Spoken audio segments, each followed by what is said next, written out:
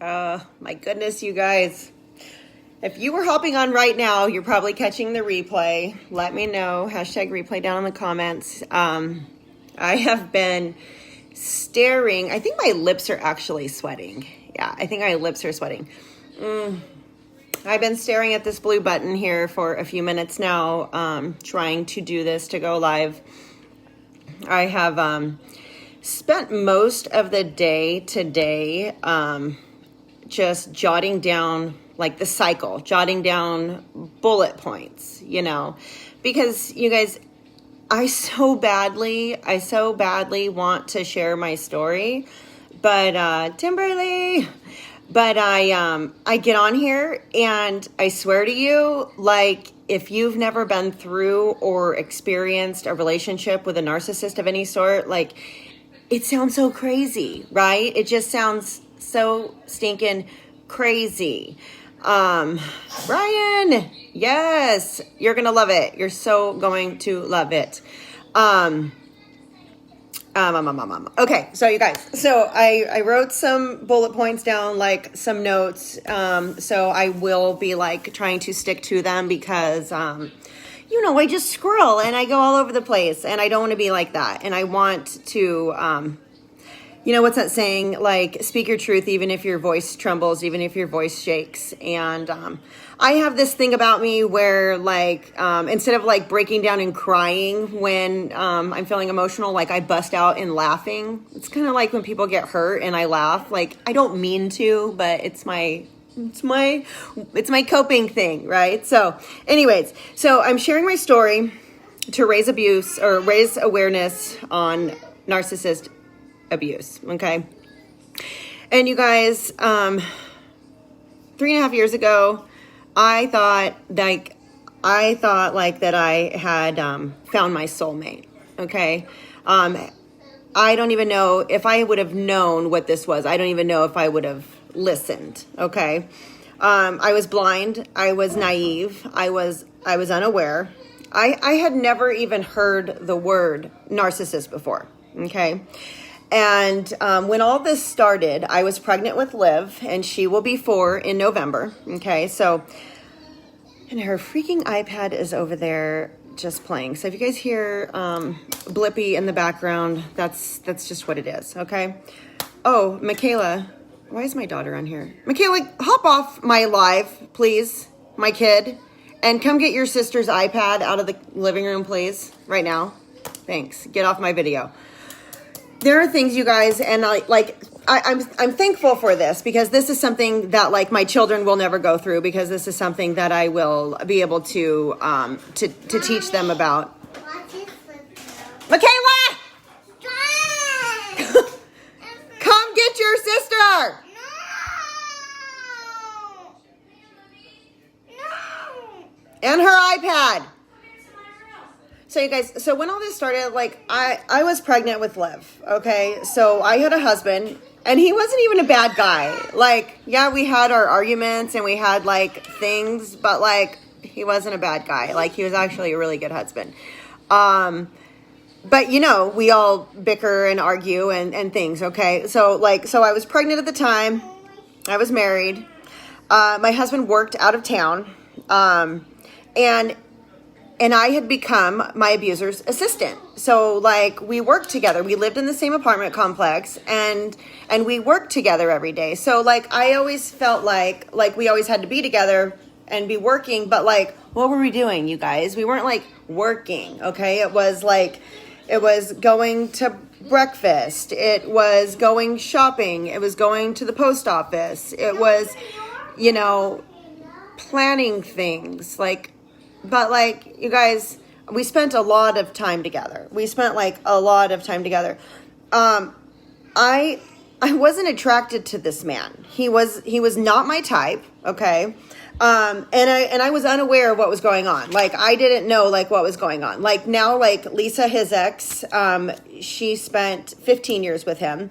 I spent 3.5 years with him. She was with him before me. Okay. Now that we've come together and we've talked and everything, like she could see it. She knew what was going on. Like she knew what was happening.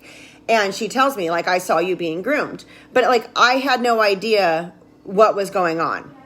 Okay, so like I was being groomed to believe that she was a piece of crap. I was being groomed to believe that my husband was a piece of crap. Like every chance that he got, he was pinning these people against me, but it was like in a little, like a subtle little ways. Like we would go to breakfast and I'd be like, why isn't Lisa coming? Oh my God, because she's so lazy. She doesn't ever like to go anywhere. You know, like when my husband would, you know, message me about spending $600 at Lululemon and being upset about it. Oh my God, that's ridiculous. Like that's abuse. Like, so he's like pinning people, like just pinning people against me, but I didn't even see what was going on, you guys. He made me feel sorry for him. He made me believe something was wrong with my marriage. You know, he wanted to know everything about me. So you guys, like all my stories, all my struggles, all the things that I had overcome, all the things that I had done in my past. Like he became my best friend, you know, like just he wanted to know everything. And you guys, I grew up, like I didn't have a dad growing up. This man's 10 years older than me, okay? Like I didn't have a dad growing up and he gave me attention, okay? I was pregnant. My husband was working out of town and we were working together and I trusted him. And it wasn't like that. Like it wasn't like I was like looking for a relationship to go get into. Like I was seriously, you know, I heard the saying, like, if you know, the 5 people that you hang out with, like those are the people that you become. And like, you know, he seemed to be so successful in his business. And I just thought that like, if I hung out with him, that I would be even more successful in my business, right? So like my intentions were innocent. Like I was just trying to be better at what I was doing and like be, you know, be whatever, okay? Can you turn that down? Yeah. So you guys, so he was like my best friend, okay? He, like, we would go to breakfast every day. Like he would buy me things, like, which was really weird, but whatever. I mean, he had a lot of money. Like, I don't know. He bought me things. And like, I watched him buy all of his friends things and take all of his whole posse with him to Costco and buy them things and always foot the bill whenever people went out to eat. And that's just who he was. So I was just like, well, whatever. I mean, if that's what he wants to do, but I never asked for things, you know what I mean? It was just like, and like, I'm not the kind of person that you just win me over with prizes. Okay. Like that wasn't me. Like I don't know it, but it happened so slowly. So like Lisa, like got a purse for Mother's Day and he bought me one too. Like so weird. Like got us both the same things. Like I was his assistant, you guys. I mean, he went above and beyond. Just always above and beyond. And like every day for dinner time, it was never like him and Lisa would go to dinner. You know what I mean? It'd be like him, me. She most of the time stayed home, you know, because she figured him out by then. But I didn't know what was going on. But there's always just people around and him paying for everything for everyone. It was weird. It was very weird. But I was just like, well, you know, he's a nice guy. He's humble. He has a giving heart. I guess he's just, you know, he's just so amazing, you know. So then I had my daughter in September. My husband came home for a little while. But he still found ways to like get me out of the house. I mean, I was his assistant. We had to work, you know? So he still found ways basically to get me out of the house and go places with him and everything. Jesus. It was all just kind of weird, but like, you guys, I just had a baby. I had just like rank advanced in my business. Like things were going like really great for me, like at the time, you know? And so then my husband went back to work and I was home and I have, well, now my kids are, so like they're 3, 13 and 16. Okay. So, you know, I have other kids too, you know, like, and so I'm trying to work my business from home, be his assistant, take care of my kids and a newborn and all the stuff that goes along with all of that, you know, and I was alone, you know, but he was always there. I mean, he was always there, just being my best friend, you know, listening to me, making sure that we always had fun together, that it was just always like awesome, okay, and fun and light and no bickering and nothing serious, and just everything was just amazing, okay. But he was like my best friend, okay. So every time like my husband and I would argue, he was there, and you know how like with your best friend, but like you shouldn't have a best friend that's a guy, right? Like as a girl, you just really shouldn't, because my husband and I would start fighting and stuff, and then I would run to I would run to him, and I would complain and be like, oh my gosh, can you believe this? And oh my gosh, can you believe that? And this is so ridiculous, and he would be telling me what to say, telling me how to respond. And so then, my husband's like, these aren't even your words. Yes, they are, you know what I mean? But they weren't my words, and it eventually led to him telling me like that I should get a divorce, that I don't deserve that I could do so much better, that he would take care of me, and that I would be okay, and that I would be just fine. And you guys, I seriously had like no idea what was going on. I wasn't looking for somebody to take care of me. My goal in life has been to be a mom and to have a family and to raise my kids with their dad, and to have a family and just to live life, you guys, just to make the best of this one life that we have, right? So I wasn't like looking to go wreck a home.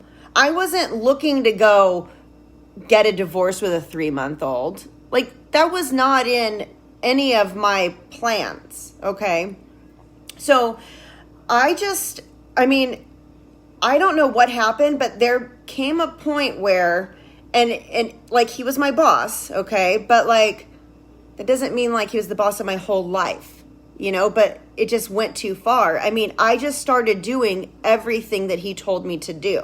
Like I didn't want to disappoint him, and it was just like I was like captured, like I was like in this little net, and I was just doing everything that I was told. You guys, my dad wasn't around growing up, and I don't know like how this happens, but for a narcissist, if you've got daddy issues, like there are certain issues and certain things that prepare us to be easy targets for these people, and if we're not aware of what it is, and if we aren't educated and we don't know like what it is, it makes it very easy for us to become a victim to a narcissist, So, I was such an easy target. And, I don't know how I didn't see what was happening. You guys, I am a very smart person. Like, I don't know how, I didn't see what happened or what was happening, what was going on. Because at this point, there was no intimacy. You know what I mean? It was just lots of grooming going on. Okay. So December rolls around. In December, probably the second week of December, that's probably when feelings started shifting from friendship to like mode, okay? I remember we were over at a girlfriend's house, and we were drinking, and my husband was out of town. I think Lisa was no, she wasn't at home. I think that Lisa was I think that was the time that she was in Canada or something. She was out of town, I think. And we were over at a girlfriend's house, and like he started playing footsies with me. And I was like, what is this? Like, I don't like this guy. He's old. He's like not my type. You know what I mean? But I went with it. I went along with it, you guys. And that's when like things started, shifting from friend to, oh my gosh, like now we're cheating, So my husband moved out on December 17th. And then when he moved out, he took the truck that I drove. He took my truck with him. And so you guys, like with my company that I'm with, I earn a car bonus every month. Well, I had just been taking the cash compensation for it. And so he tells me, let's go to Cadillac. We're going to go get you a Cadillac. We're going to go get you a car. Okay.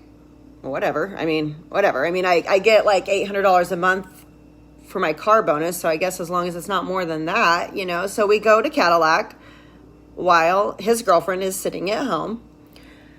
This guy, you know, I'm his assistant, and he takes me to Cadillac. He puts $3,700 down on this car for me, which I somehow got in my name, which, I mean, my credit's horrible. I don't even know how that happened, but, you know, I got this car, and normal people don't do that. I mean, have you ever had a boss take you to go get a car when you were in a bind and put money down for you? No. And it was just like, it was like normal. It was like, okay, that's just what he does, you know? It's just so weird, okay?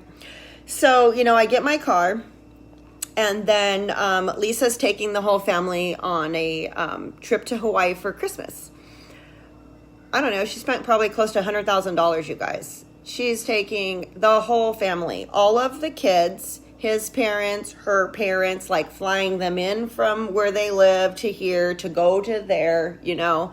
I mean, and there was a lot of drama that happened in that time. Like, before they could even go, his dad had something medical happen, so her and the kids had to go without them, and then I had to take his mom and dad and him to the airport. Then, like, while they're there, they aren't even spending time together. He's, like, ignoring her, and he's, like, on FaceTime with me, and she's there with all the kids. Like, it's so messed up, you guys. It's disgusting. It's disgusting, okay? Then, like, his mom collapses and is sick, okay? It's not even him that's in the hospital with his mom the whole time while they're on vacation, okay? Taking care of, you know, his mom, because that's what you do. It's her. She's in the hospital taking care of his mother while he's on FaceTime with me and who knows what. Okay? Just so messed up. Like, they live this little secret life and they think that they have it all figured out. But thank God, Lisa had figured him out years ago. She knew what was going on before I even knew what was going on. I mean, while they were there, like, they brought back, like, everybody, like, gifts and stuff. He had her picking out gifts for me and my kids. You guys, that is so messed up. Then for her birthday, the day that they come home, he makes this great big huge post for her birthday about how amazing she is and how much he loves her and this and that and the other. But you guys, it was all lies. It was all something to boost his ego, to make him look good, to make him feel good. It was for him. It was self-serving. It wasn't for her, you know, and she knew all that, you guys. But all the while, see, she's still in this relationship with him as I'm coming into it. She's still in this, and they've been together for 15 years, okay? They've been together for 15 years, so she's got him figured out, but, like, she still loves him. They have a kid together, you know? But now he's got a new supply, me. I'm his new supply. And he's a narcissist. And it's just like, I mean, Lisa was explaining to me, you're like, Kim, when you go buy a new pair of shoes and you get a new pair of shoes and you throw away your old shoes, do you think about your old shoes? No, you don't. You don't miss your old shoes. You just don't. You guys, a narcissist they're just messed up. Everything is a lie. There are no genuine feelings. Everything it's just, you guys, it's so sad because it's just so much wasted time, you know, and you look back with all these pictures and all these memories and this life that you created and these things that you did and these places that you went and the friends that you had. And you look at these pictures and you're like, it's a lie. It's such a it's just such a ripoff, you know? So they come back from Hawaii. Okay. And then Lisa leaves. She leaves. So my husband has left. Lisa has left. Now, you know, we both have our own separate apartments. I have a 3-month-old, okay? Then he goes and he moves his cousin and her girlfriend here to live here, okay? So he moves them here and basically brings me home a nanny. And this person, she's amazing, both of them. I love them both. I am so thankful for both of them, these people. I I am friends with them no matter what. I think that I will always still, like, I will always love them and be forever thankful and grateful and everything because I have a relationship with them. I love these people. But he brought them here to basically, like, get me a nanny so I could go out and go party and, like, leave my baby behind and, like, go do things and go have fun and just go do things and have help and somebody to do the laundry and somebody to help cook and clean, like, while I worked and did things and, like, just, like, made this life, like, this weird thing that I had never experienced before. And I know that there are people out there that have, like, night nannies and housekeepers and people helping them and people that come and do the laundry and people that, like, help make dinner and people that help run their kids and people that go to the grocery store. I don't have that. I've never had that before. Okay. So, like, that was all, like, very new to me, but, like, why would I say, oh, please don't help? Okay. You guys, I had a newborn. Okay. And I was getting a divorce and I had this, who knows what was going on. Okay. Like, I don't even know, but I went along with it. I went along and I was like, oh my gosh, this is amazing, you know? So, you know, I had my own place. He didn't want to live with me, you guys. He did not want to live with me and my kids. You know, like, we're loud, we're messy. We live in our home. We're actual people. Okay. He said he wasn't raising anyone else's kids or any more kids, that he'd already done that before, you know, he'd already done that before. And so, you know, I was just like, oh, okay, well, that's fine. Cause, like, I do not keep the house perfect all the time. Like, you know, his house, it's clean. Well, he doesn't move. You know what I mean? It's, like, always clean. But, like, we live in our house. We have dirty dishes in the sink. We have shit on the floor. Like, we live in, you know, our house. And so, so that was fine. You know, I had my place. And, you know, the intimacy department, like, that happened very slowly. Okay. Like, very slowly. But, like, I loved, like, I mean, he, like, the night that he was playing footsie with me, we walked out of that friend's apartment and, like, I wasn't even, like, in like with him, you know, like, I think my husband was living there. Like, I mean, but we walked out of that apartment and he threw me up against the wall and started making out with me. And if you're a woman and you know what I mean, like, you're just like, oh my God, like, wow. Like, I mean, I went along with it. And then I was just like, holy shit, you know, what just happened? Like, what just happened? And so, you know, so here we are. My husband's gone. Lisa's gone. We have the nanny. We're going out and it's January now. Okay. We're going out. We're having a good time. You know, I mean, there's just a lot of cuddling. There's a lot of binge watching TV shows. There's a lot of kissing and everything, but he just wanted to take it slow. Like, we can't have sex. Like, let's take it slow. Let's take it slow, you know? And so then he said, we can't be intimate until you get your tubes tied. I don't want to have another baby. And I'm sure you don't either. And I was like, oh shoot, I'm almost 40. I don't want to have another baby. So no, I don't want to have another baby. So, you know, I'm still on my husband's insurance. So I go and he takes me and I go get my tubes tied, you know? And then I've got to heal. So he's got 2 more weeks before his secret comes out, you know? So then I go and I get my tubes tied. We wait the time and everything. We go to have sex, you guys, only to find out that nothing works. Nothing works. But never said that to me before. I could have gone my whole life without getting my tubes tied. Okay, so who does that?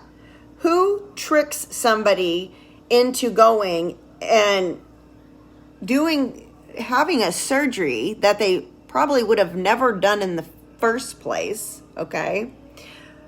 I mean, I should have been upset about it. You guys. And then when I realized, like, what we were working with and that it was just a very small package that didn't even operate, I never once like made him feel bad about it. I never once shamed him for it. I never once made him feel like less of a man. Like, I never once did, because I just thought,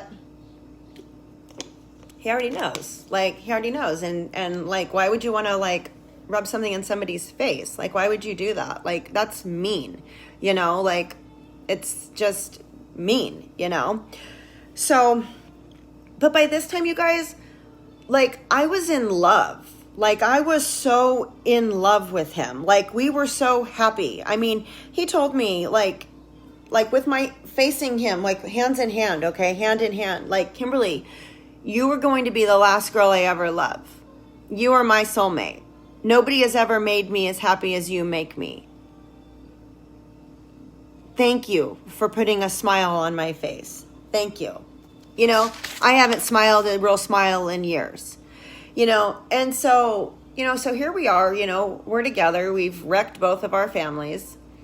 We're in a business, we're in a business that we work, we have a lot of like friends and teammates and people that follow us and see us and stuff like that. And so, he just, he told me like, Facebook's for our business.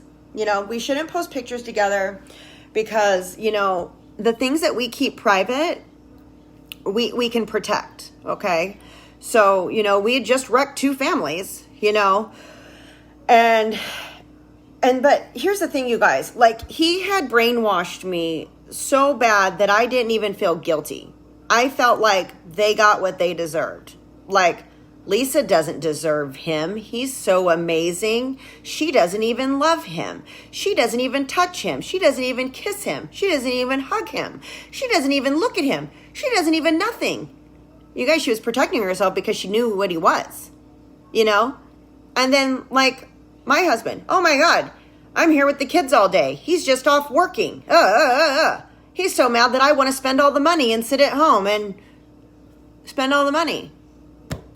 You guys, it was just crazy. I was so brainwashed. I just felt so, like, entitled. Like, yes, every storm I've gone through, every wrong road, every mistake, everything is so worth it because it's brought me to this point where now I'm with my soulmate.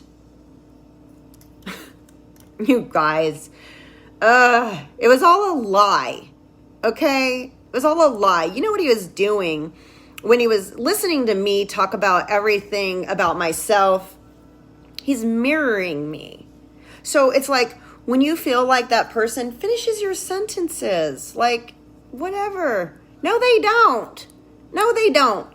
They are feeding off of everything that you have said to them, okay? And they are just mirroring you because they know that. They know that that's what's going to like grab you and hold you and get you, okay? And so, I believed all the lies. And every chance he got, he would talk crap about Lisa. Every chance he got. And just put her down and just like he made her and he gave her this life and he does all this for her when none of that's true, And we'll tell that story. Lisa and I will tell that story together at some point. And it's just a bunch of shit, okay? But I believed it, I mean, he made me hate, my ex. And here's the thing with Liv's dad. Like, we had normal issues, but he wasn't abusive, like, we would fight and everything, but like, you guys, I look back now and I'm like, oh my gosh, why did I even argue about that? That wasn't even a big deal, And so just looking back, I'm like, okay, so I did have a pretty amazing husband and I just threw that away because I don't even know what the hell, but I was love bombed. I was groomed. I was baited. You guys, I took it all. I ate the bait. Like, I swam in the Kool-Aid. I trusted and believed, and it was just amazing. Okay. Looking back, you guys, I don't know how I didn't see him for who he is. It's the thing is that you guys, we don't know what we don't know, right? We just don't. We don't know. And I had never even heard of the word narcissist before.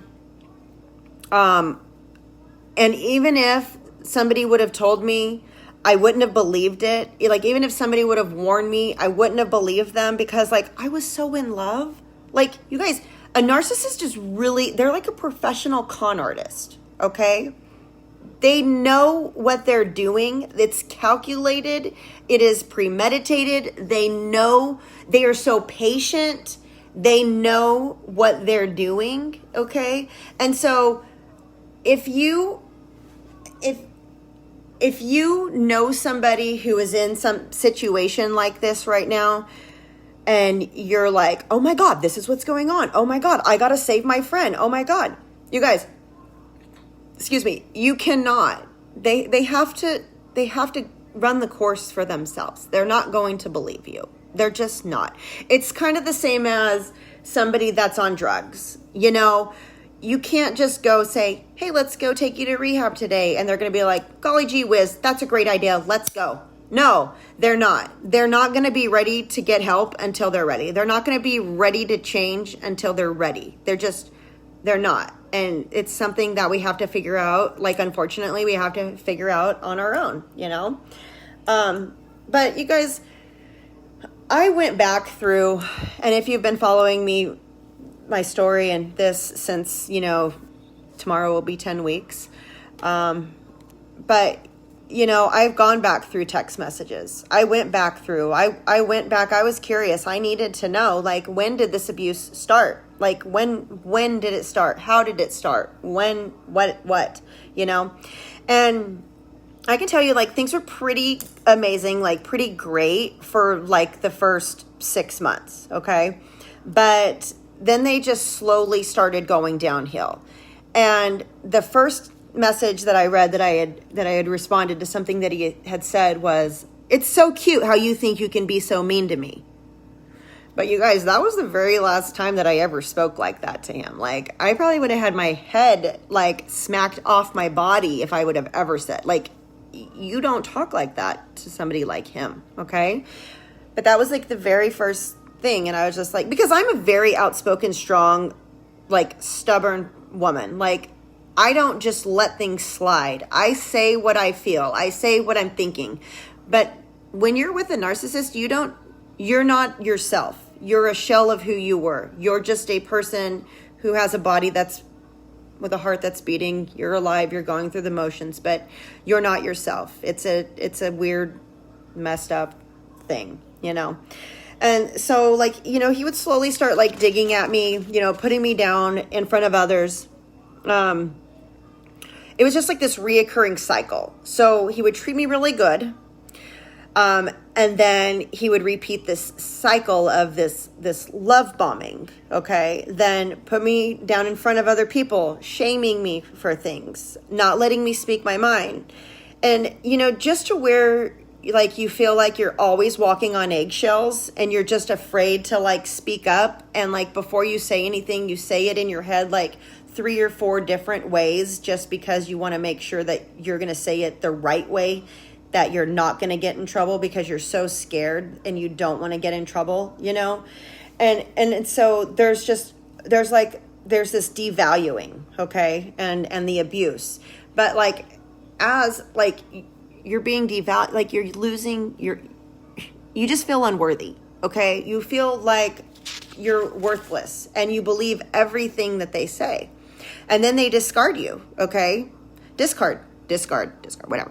Okay, so there was, like, threats of, I'm going to shut your phone off. That's it. I'm shutting your phone off.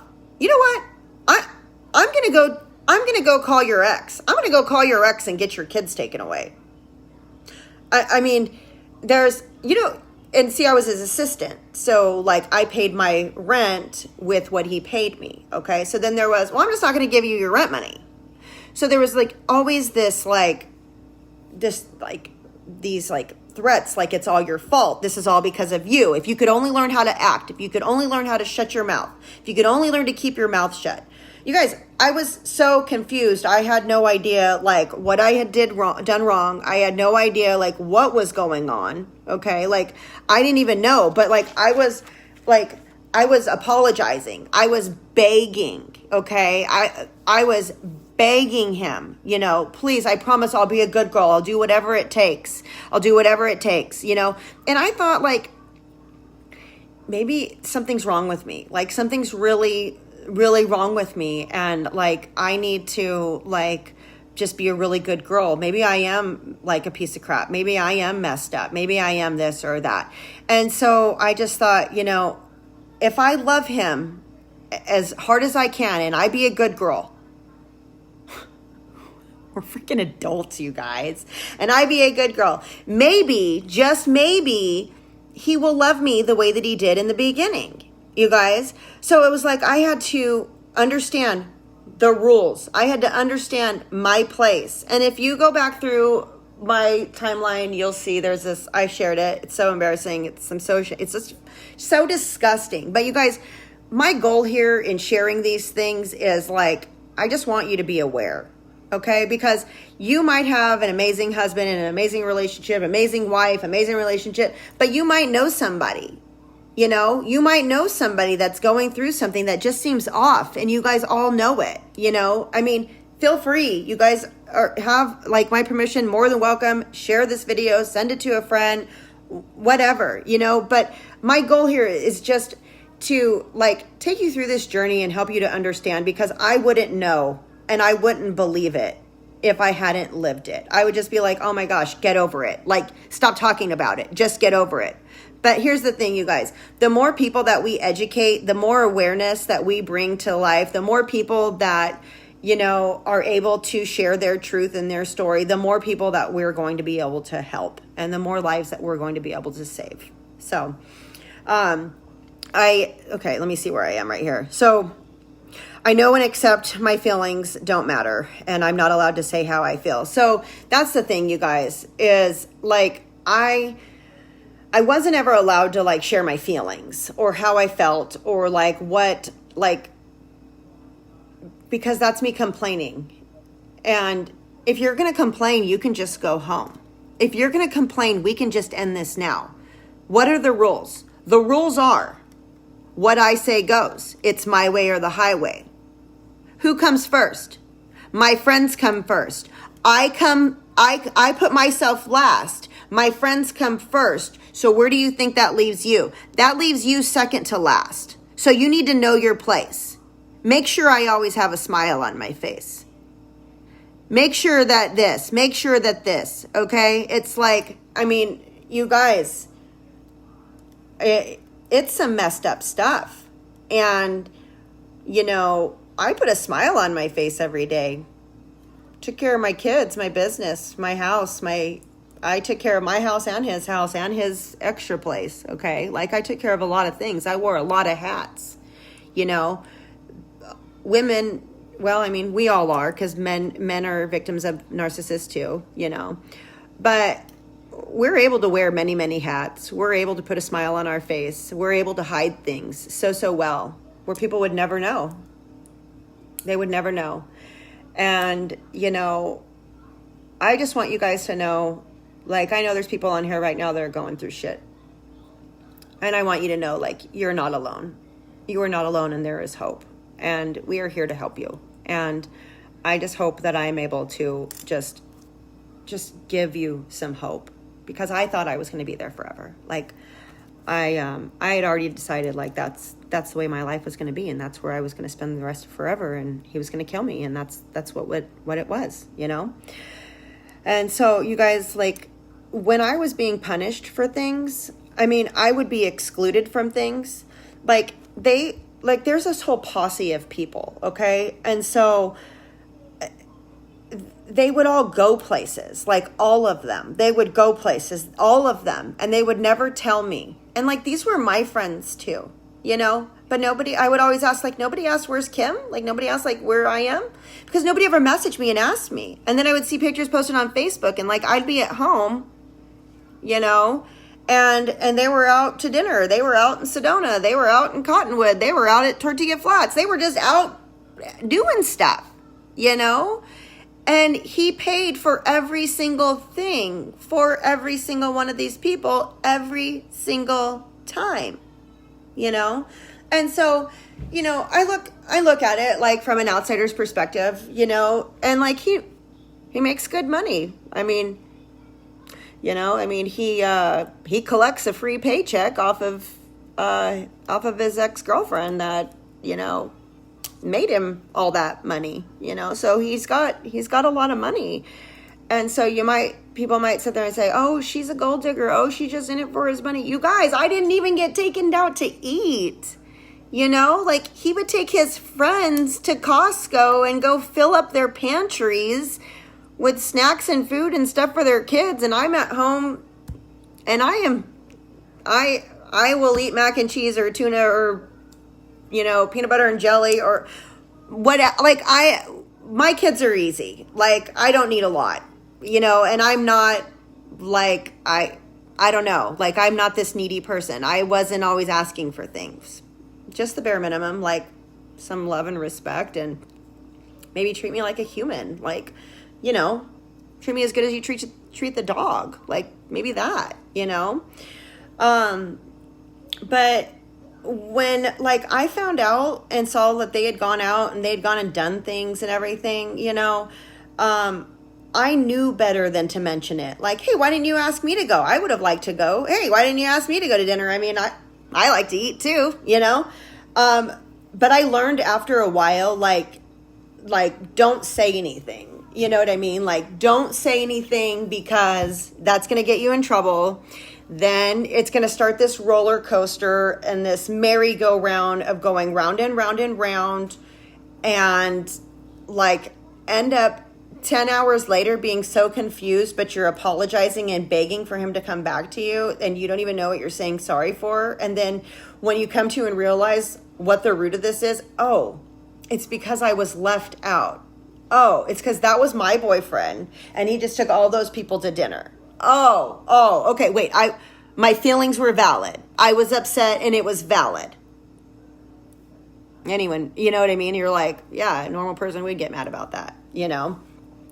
But I just got used to being, you know, left behind, and I just tried my best not to take it personal, you know. And you guys, like when we would go out, like we would go out and go drink and everything, it was like he got to pick my drinks for me. You know what I mean? Like you're only allowed to drink beer. You cannot have a vodka cranberry. You know what I mean? Like he's gonna pick my drinks for me, and he's going to tell me when I'm done drinking. And, you know, like, I mean, I got to the point where I finally caught on, like, after so many, like, bloody noses and busted lips and black eyes and my head being cracked open. Like, I finally, like, got to this point where I was like, I don't even want to go out, like, with him anymore. Like, I don't even want to go out and go party with him anymore because it turns into, like, I'm being beat up. You know, and so like, you know, during this devalue stage, you know, it's like they push a little more and a little more and a little more every time that they do. And it's like, they just want to see like how much you're going to take, like how much you're going to take, like how bad they can be, like how bad they can treat you. Oh, I can beat you up. Oh, okay. I can bloody your nose. Oh, okay. I can get you to do this. Oh, okay. I can, you know, crack your head open. Oh, okay. And they document all of that. You know what I mean? And they know. It's like they know how far they can push. And so then the next time it's like how far. So it's a progression. It just gets worse and worse and worse and worse. And you guys, it started off with little digs. It started off with, you know, making fun of my cooking. You know what I mean? And then it went all the way to, you know what I mean? Like it gets worse and worse and worse and worse. You know, let me just see what she'll let me do and still take me back. Let me see what I can, you know. You guys, there were times, I mean, like I can't even, what I wrote down, I don't even want to say. But, you know, there were times that like he made me do things to myself that just super violating, you know, like things that you'd just be so ashamed to like say out loud, you know. I mean, just times that I was, choked out, times with, I mean, the last time when my head got cracked open, like I should have got stitches in my head, but I didn't, and then a month or so later, my mom was coloring my hair and she was like, oh my God, where'd this scar come from that's in your head? This has never been here before. And I was just like, oh, I just hit my head on something. And she's like, you hit your head on something.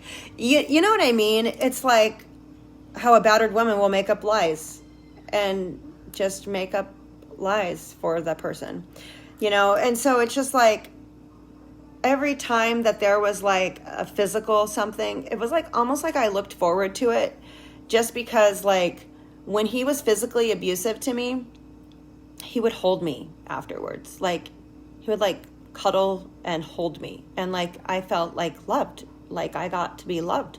And here's the thing, you guys. So when you are explaining all of your life to the narcissist and they're getting to know you and you're telling them all of everything, okay? One of the things that I had said was, when I was younger, my mom, you guys, so I'm 41 years old. So back in our day, our parents beat the shit out of us, okay? Like we got chased around the yard. We got hit with a switch and a fly swatter and a flip-flop and a belt and we got our ass beat, okay? So one of the stories that I told him was that my mom was a single mom and she worked 2 jobs and she was always working. And the only time that I really ever got attention was when she would spank me, like whenever I did something bad and she would spank me. And like I almost looked forward to her spanking me, because after she got done spanking me, then she would cry with me and she would hold me and tell me how much she loved me and how sorry she was. And now that I'm a parent, I see that, like, you know what I mean? Like my kids don't get beat like I did, but I can see that.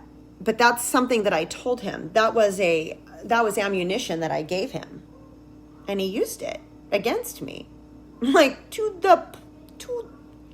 a T,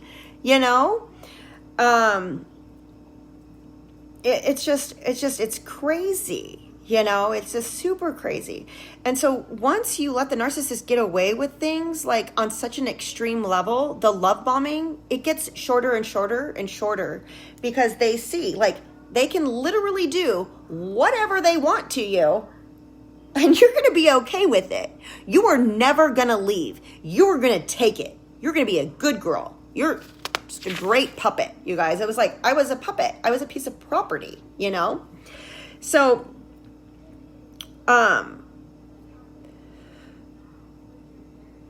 so he's doing all of this, okay, while I'm still trying to get him to love me the way that he did in the beginning, because like that's my main goal. That's my main focus all the time. So as he's shifting and evolving into an even bigger snowball of a monster, okay, I'm still stuck in stage 1. I'm still stuck in, I'm going to be a good girl. I'm going to do this. I'm going to do that. He's going to love me. It's going to be amazing one day. If I can just be a good girl, if I can just be good enough. Okay. It's just pure madness, you guys. But when you're in it, you don't see it. You don't see it for what it is, So it was straight abuse, discard, abuse, discard, abuse, discard. Like he knew that he could do anything, literally anything that he wanted, and I wasn't going to leave. But like sometimes I would give him the silent treatment. Like sometimes I would go like a day or 2 or hours or something, like without responding to him. And then he would, he would reel me back in. He would send me messages like, just when I was about to move in with you, you go and do this. Just when I was about to do this, you do that. So those stages, I mean, like he would just throw me a little bone and I'd come running back, but the love bombing like that towards the end got very, very, very short. So, but you guys, all the while behind the scenes, like he was talking crap about me and planting seeds with the flying monkeys. Okay. Telling everyone how crazy I was, telling everyone how ridiculous I was, telling everyone, I don't even know what he told people. You guys, I have no idea what he said about me. And I didn't even realize that I was being talked about. Like, I always wondered, why do they look at me like that when I walk in? Like, why do they look at me like that? I don't understand. Like, these are my friends. You know what I mean? I mean, one of them moved here years ago, and it was 3 days before her 30th birthday. And I put together her 30th birthday for her. I mean, straight up took her out to the lake to have dinner at this little place overlooking the water at sunset, to come back with a 30th birthday sash and a tiara and a freaking cake and balloons all out by the pool. Okay. One of them, she just celebrated 17 years of sobriety. And while he was in bed and didn't want to do anything for her all day, I baked her brownies, got a 1 in a 7 candle, got a 1 in a 7 great big, gold metallic freaking balloons, and took her out and took her picture to celebrate her sobriety for 17 years. Another one, every year she had a birthday, and she loves Reese's peanut butter cups, and she loves Reese's peanut pieces, and she loves Reese's every freaking thing, okay? And every year, I made her birthday cake for her better and better and better every freaking year. These people that are now bullying me and blaming me and saying all this is my fault, and why didn't I leave, and why did I stay, and why didn't I tell anybody, and oh my gosh, and you just used him, and this and that and the other. You guys, he was planting seed. It is not their fault. But here's the thing. When you know better, you can do better. And when you know things, and when you've been awoken, you can make a change. You can stop flying with the narcissist. You can stop, just stop. I mean, these people are no better than him at this point. They could have gone away quietly. I don't care. I don't even care that if they don't want to be involved in it, fine. I'm not asking you to. Just go away quietly. But why are you talking crap about me and shaming me? My story is my story. I know what I lived. I know. Lisa knows what she lived. We know. We were there, And it's very rare that two victims that are from the same narcissist come together. It's very rare that they get to come together and compare notes. And you know what? We have. And there is so much more that is going to come from what we have to say and our stories that we have to share, because we have 2 decades of stories to share, you guys. And here's the thing. If you were being accused of something so like this, wouldn't you defend yourself? I can tell you this. If somebody was accusing me of the things that I am sharing in my truth, and I have proof of, where is he? Where is he? Why isn't he defending himself? Why are all of his little people making jabs at me? And here's the thing, you guys. I'm a victim of domestic violence. But you know what I am more than that is I am a survivor. I am a warrior. I am a survivor. I do not pull the victim card. I do not want any of you to feel sorry for me. I am not on here speaking my truth for attention. I am on here trying to help other people. Okay? And here's the thing. The next supply, the new supply, she's already on her way here. And she don't even know it. I bet you they're not even intimate yet, and she don't even know it, what's coming. But she knows. She's been warned. You know what I mean? She knows. So, it's just so mind-blowing. So, you guys, all of this, okay, and that's like a full-time job in itself, dealing with all of that, okay? But all the while, I'm a single mom. I have 3 daughters. I have a 16-year-old, a 13-year-old, and a 3-year-old, okay? In 2020, you guys, that was a hard year for all of us, right? COVID. I mean, it's still, we're just coming back. But in 2020, I lost 6 people. 6 people. One lost her life to domestic violence. 6 people I lost last year suddenly, okay, that I'm super, super close with. I hadn't lost anybody since 2005, since my grandma died. So that was hard. But I just tucked all those emotions, like, just, I'm gonna feel my emotions and grieve like when I get time, I guess, you know. We became homeschooling parents last year. I am not a homeschooling mom, okay? My oldest daughter, she had went to live with her dad when she was 8, and last year she turned 16. She came back to live with me, and she struggles with mental illness or just mental, challenges. And, she was suicidal and she was self-harming, and I had to deal with, going to the hospital and being, having her go to intake and getting her help, and all the while, like, working full-time from home. Liv's dad, he works out of town. He comes, back into town like once a month. And like, so I had literally like no break. Like, I'm just a full-time stay-at-home mom. And you guys, like, I'm just so thankful. Like, I am so thankful that, like, I am able, to work from home. Like, I thank God for my home-based business. Thank God that I work from my phone, because had I had to go get dressed and take a shower and get pretty and leave the house, like, leaving the house is very hard for me. I would have been fired. I would have lost my job. Like, I mean, thank goodness that the company that I'm in and the product that I promote makes you feel amazing, because had I not had it, I don't know where I would be, you guys. Just able to, like, to get out of bed and to make food and to go play with the kids and to still be a functioning parent and to, like, have energy and the mental capacity and everything. You know what I mean? Like, I can't imagine my life without it. And so, you guys, here I sit. Tomorrow is 10 weeks. 10 weeks since going no contact. All the hearts, you guys, throw me all the hearts. 10 weeks. Can you believe that? 10 weeks, no contact.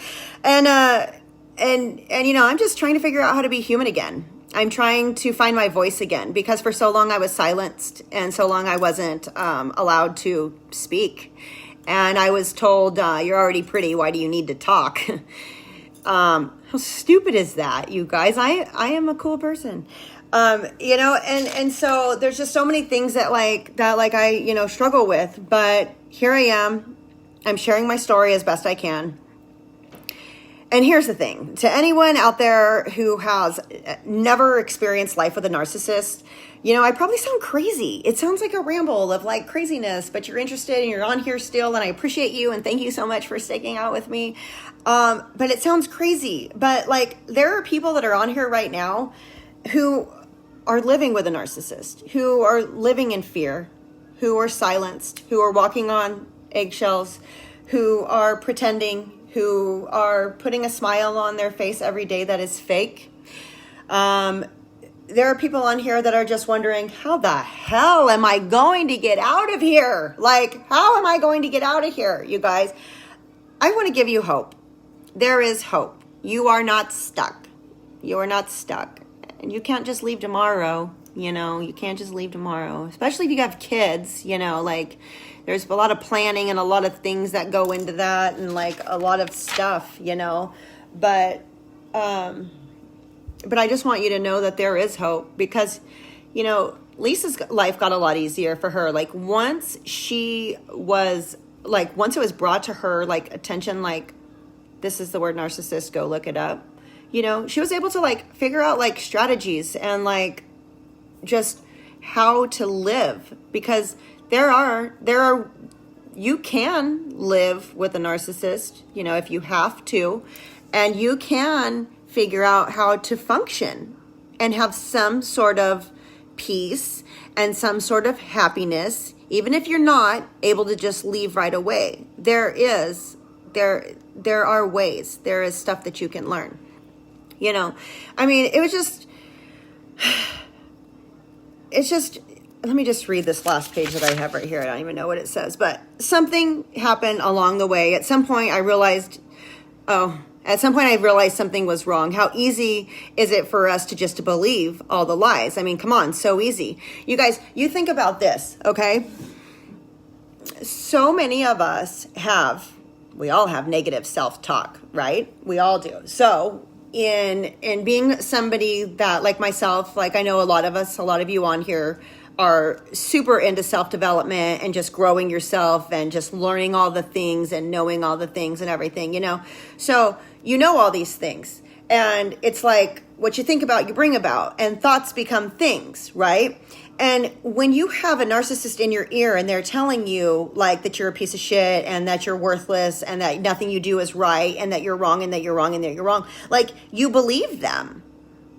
You believe them, like they're just like, they're just reiterating everything that you're already thinking about yourself in your head. Like, I'm worthless. Like, especially as a mom, like mom life is so hard. You know what I mean? And you're always like, I'm already failing. And then they're like, you're failing.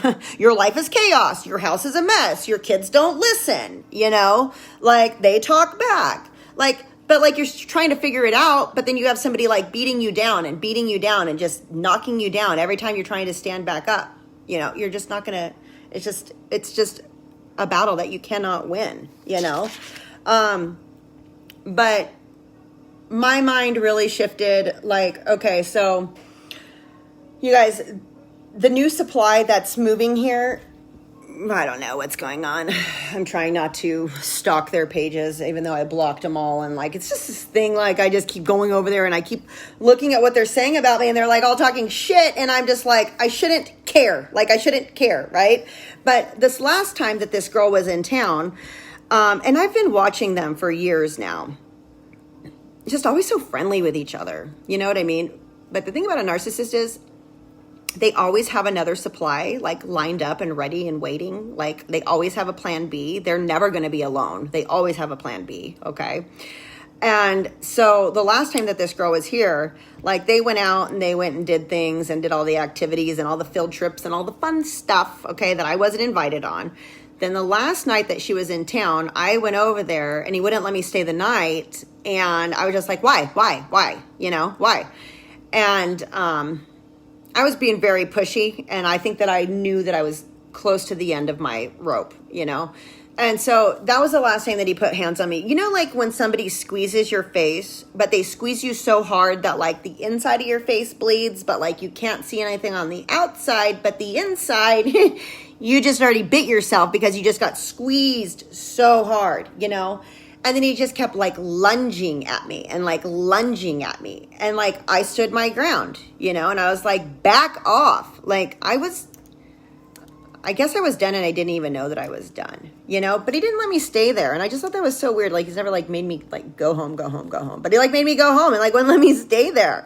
And so I just like knew that something was going on. Like I just knew it. And you guys, I was so sick and tired of feeling like I wanted to take my own life because like suicide is no joke. And I've had handful of too many friends that have taken their own life. And it's just like, you just think like, how sad is that whenever you get to that point where you think that is the only thing left to do is to die. Like there's nothing left for you. And I've always wanted to be a mom. I've always wanted to be a mom. I've always wanted to be a really good mom. I've always wanted to be a mom, And so it took me having a chat in the mirror, sitting back, looking at my daughters, and just knowing, like, I have been blessed. I have been blessed beyond measure. I have 3 beautiful, healthy daughters. All I ever wanted was to be a mom. That's all. I just wanted to be a mom. I get the opportunity to work from home. I get to make friends with people and share a product that I absolutely love, that has completely changed my life and is changing lives around everyone around me. And I see it. And I see all of, you guys that are on here right now, most of you, a lot of you, thrive with me. I do have a great life. I didn't need to stick around any longer for any of that. And I didn't know how I was going to make it on my own. And I didn't know if I'd be able to make it on my own. But I know that I have a lot of people that love me, and nobody's going to let me go hungry, and nobody's going to let me go homeless. And you guys, I have 3 kids with 3 different dads. Okay. I am no saint. I have plenty of things that I've done wrong in this, in this life that I am not proud of. But you know what? I have my daughters have amazing fathers, and I have a great relationship with all of my kids' dads. Like, I don't have enemies. People love, I mean, I am a genuine, like, I love with all my heart. And, if you're personally one of my friends on here, you know that, like, I love with all my heart, and like, I got your back. And I know, like, when I walked away and I didn't know if I was going to be able to make it on my own, and if I knew, like, I wasn't going to be homeless. I wasn't going to go hungry, because he had me believing that, like, I would have to give my kids back to their dads, and that I would be, like, living in my car, or I'd have to give my car back, or I'd have to, I don't know, like, that I would just be dead without him, that I wouldn't survive without him, like, I mean, he was paying for mine and my kids' phone bills. You know what I mean? I mean, he shut all that off. He cut me off, all of that. And I figured it out on my own, you guys. And here's the thing is that, like, I truly believe, and I'm not a person that like, yes, I have a relationship with the Lord, but I don't sit and talk about it on Facebook. It's just it's just how I feel about it. But I strongly feel like there is power, and I heard somebody say this the other day on a Zoom that I was on, but there is power in your pain. And when you can turn your mess into a message, like, it's not in vain, and I'm not thankful for what I've gone through by any means. I really feel like I could have gone my life without these last 3.5 years of abuse. I would have been okay with living my whole life not knowing what a narcissist was. But here's the thing is that, like, I love to help other people, and my goal in this life is to make a difference and to leave my mark, and to just for people to know that I was here and that I made a difference. That Beyonce song is like my anthem, and like, I made a difference in someone else's life. And so if I had to go through this to be on here right now at this exact time sharing my story, and you're listening to this, and this is something that's going to help you get through the next, chapter of your life, and going to help you have hope and get through it, then you guys, it's all worth it. It's all worth it. And so I love and appreciate you guys all so much. Thank you for sticking out and hanging out with me and being on here. I mentioned earlier, like, I have partnered with my abuser's ex, Lisa Fuller, and she was with him for 15 years prior to my 3.5 years that I was with him. And we have started a Facebook group, and I will share the link. I will go ahead and edit the title, and I will share the link up in the description, you guys. I encourage you, if you are in an abusive relationship or know somebody, share this video with them. Invite them to join our group. If you're on here, join our group, you guys. We are going to start a series where we're going to be going live weekly. We're going to be talking about narcissism and just the signs, the red flags, the coping, just all the things encompassed with it. Okay. Lisa's been actually, like, learning and educating herself for like almost 5 years now on the topic. I am learning, but I've lived it. So I have, this life, I've got my story to tell and everything. But I just encourage you guys, don't go at it alone. Don't feel like you're alone. Don't be ashamed to talk to somebody, to find somebody that you can trust. Do know, though, the people, like, if you're in a relationship with a narcissist, the people that are all in that circle, like, those are not your friends. Like, you might have, like, your friends that you had before, but, like, those people, do know this, like, there are people out there that pretend to be your friend, and they're not, your friend. And like, you know, it's a loss. It's like, there's like this mourning, there's like this sadness. Like, there's just sometimes when I go through pictures and I get sad. But you guys, you know what happens? Here's the thing that's like very like just enlightening and just like, oh, this is so thankful for,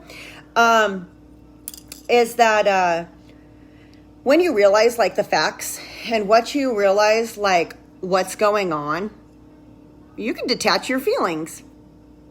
You know what I mean? Like, you can like choose to not feel a certain way about it, because like, it's a lie. They were all faking it. Those weren't even my friends, you know? So anyways, you guys, I hope you got some value in this. I hope that, I was able to help you, just to understand what a narcissist is a little bit better, just because it is a lot of craziness. It is a lot of craziness, and it sounds a lot of craziness if you've never experienced it. And if you haven't, like, seriously, I'm so happy for you. Like, so happy for you. But you guys, if you want, go ahead, share this video out. I would be so honored and just so thankful. And I will go ahead and post the link to our group, and we will start our series probably next week sometime. But you guys, thank you so much. Just being able to share my story has helped me heal, like, so much. Just being able to get it out, because I was, you know, I was silenced for so long and always afraid that every time I spoke up that I was going to be in trouble. But, you know, I'm not in trouble anymore, and he can't hurt me anymore. And God forbid, you guys, here's the thing, is like, I had to change my phone number. I had to move. I had to leave. I had to run away. Like, he used to say how he was going to hire somebody to come kill Lisa. Okay? She never even exposed him like I did. I mean, I exposed him. She lost her old phone, or else she'd have a freaking year's worth of stuff to show you guys, you know? But, you know, I just feel like the louder I am, the safer I will be, and I'm going to continue to share my story. And so you guys, if you need me, my inbox is always open. I love you so much, and I will be seeing you guys again probably next week. All right, thank you.